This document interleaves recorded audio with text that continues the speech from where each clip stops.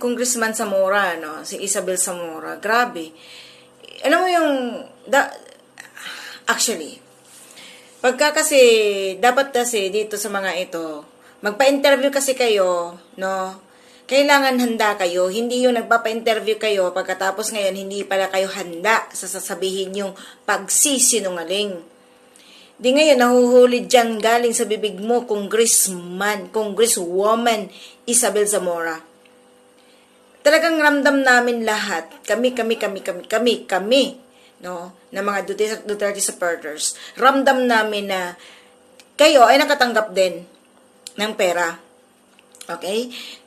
Hindi namin alam kung magkano natanggap mo, girl, pero ramdam namin na ikaw ay talagang sinungaling.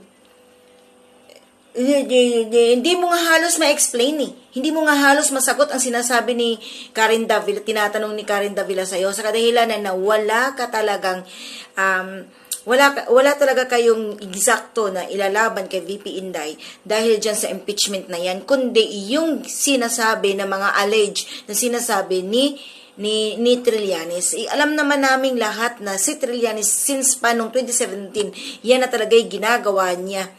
Puro na lang siya file ng kaso sa mga Duterte, lahat ng mga Duterte pinafile ng kaso, lahat ng mga ganito, lahat ng ganyan. Tapos ngayon Duterte pa rin binitbit mo yung tungkol dun sa sa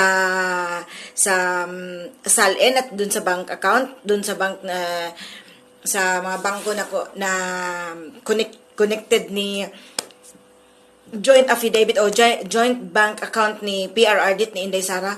Diyos me, mahiya-hiya ka, nagiging congresswoman ka pa. Kapal na mukha mo, Isabel Zamora. Alam mo, isa ka ring buhaya. Sayang ka.